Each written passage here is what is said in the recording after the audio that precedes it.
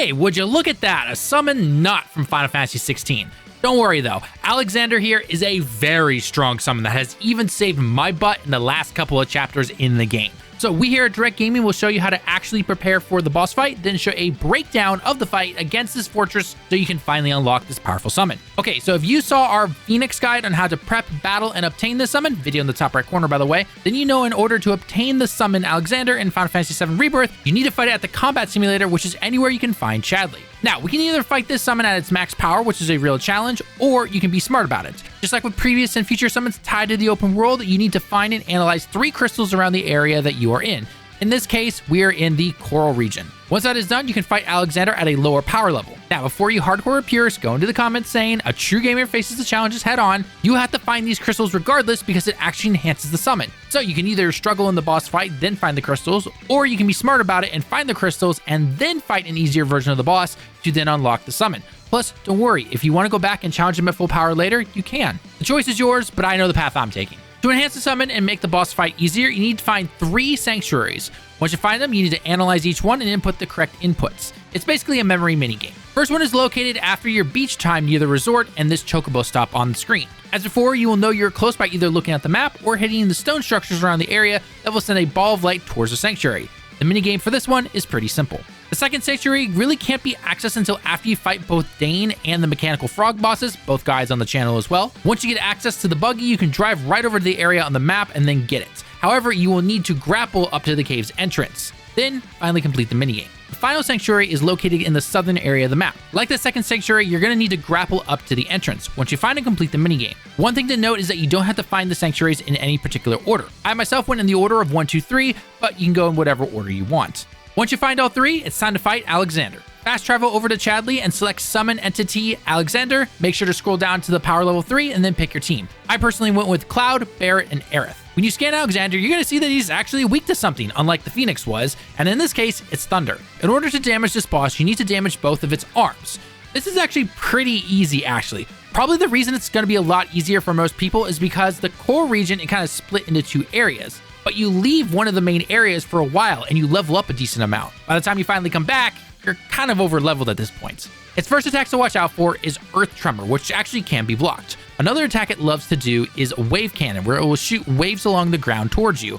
With Cloud and Aerith, you can easily dodge these, while you can also perfect block with Barret. One of its unstoppable moves is called Radiant Wave, but it's actually super easy to see this attack on the ground, so you just simply need to stand between the 2 attacks. Punitive Spear is another move that is easy to see on the ground as it summons geyser-like blasts of light, so dodging again is pretty easy. Now, the main reason I picked Aerith is due to her Radiant Ward. You should have the weapon by now to learn this move. This ward turns your basic attacks into multi-beam attacks that not only do good damage, but hit from multiple angles. From there, I basically let Cloud, Barret, and actually Aerith all use Thunder and their basic attacks, or in the case of Cloud, I also used his Firebolt ability. Once you cripple both arms and pressure the boss, it will start to throw out attacks faster. However, you simply just need to keep pressuring it with Thunder until it gets staggered. Really wasn't that hard to avoid the attacks. Now, just like any boss, throw your best moves at it. Aerith's Arcane Ward also helps with casting Thunder magic faster. After the stagger bar ends, Alexander seems to become more powerful, but if you just simply keep your distance from him, you can still avoid most of his attacks and take out both arms again. When you cripple both arms again, lines of light will begin circling the arena.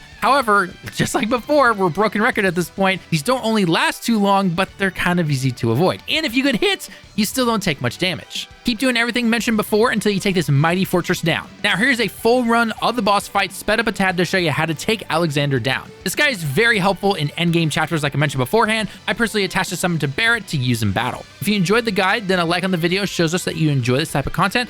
And don't forget to check out our other Final Fantasy VII Rebirth boss guides and playlists in the top right corner and pinned comment. Thanks for watching the video. I've been Talon with Direct Gaming. I hope you have a great day and week, and I can't wait to see you all in the next one. Johnny.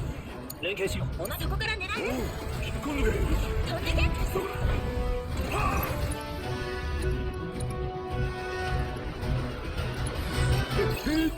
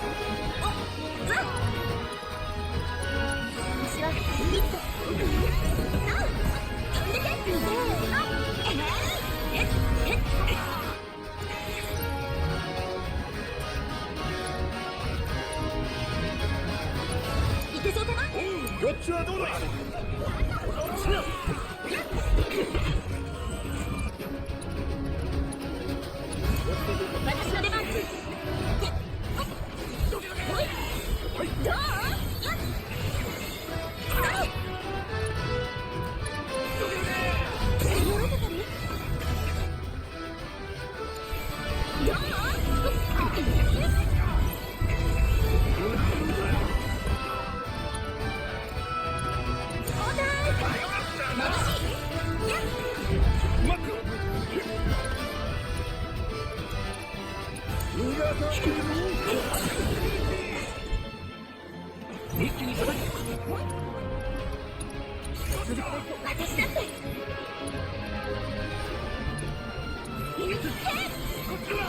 めないで。